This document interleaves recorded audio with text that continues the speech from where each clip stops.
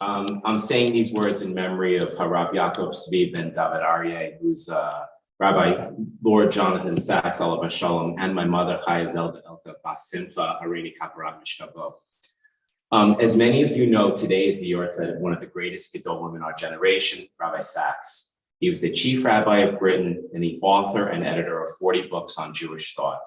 He died at the height of the pandemic, not of COVID, at age 72, and this is his second yahrtzeit. So I had the opportunity to meet Rabbi Sacks during my years of living downtown in Kesher, Israel.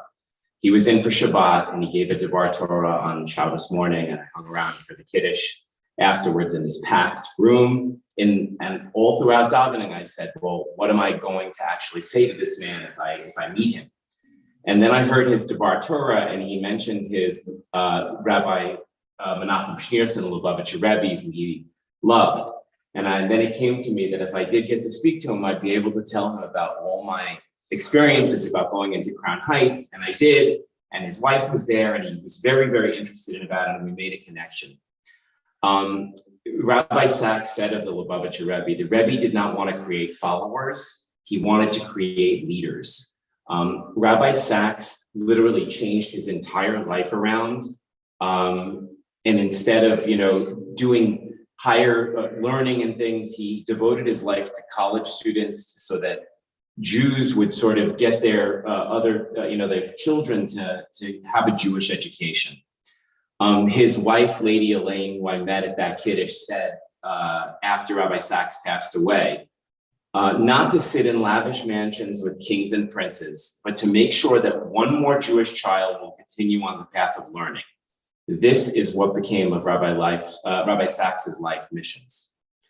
But on a more personal note, I wanted to add that my mother, Olav Shalom, loved reading anything Rabbi Sacks. She read his weekly column in the Jewish week, or the Jewish Press, which is now posthumously written every week. And the last sefer that we bought from my mother was this sefer, Studies in Spirituality, which was one of the last sefers that he published. When I went down there for Sukkot to clear out her apartment, I found this sefer, and it was exactly on the parsha of the Shavua that she passed away. So I know that she was learning Rabbi Sacks's Divrei Torah on the final week of her life.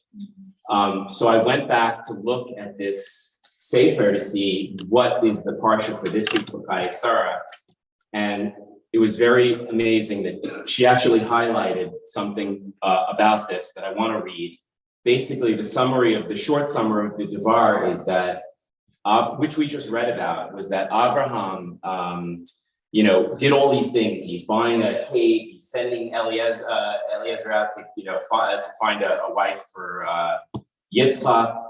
And he had just gone through trauma, and he had just gone through a terrible ordeal. Yet he doesn't look at the broken glass. He immediately moves on with his life and says, I'm not going to, dwell in what's happened, but push forward.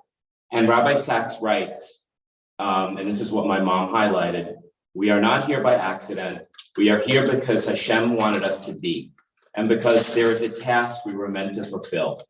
Discovering what that is not easy, and it often takes many years and false starts. But for each of us, there is something God is calling on us to do, a future not yet made.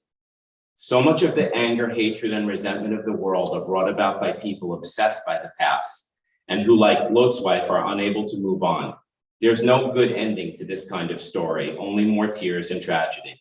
The way of Avraham and Chayei Sarah is different. First build the future, only then can you mourn the past. So I say these words, and both their memories, both Rabbi Sacks and my mother's memories should have my life. Thank you.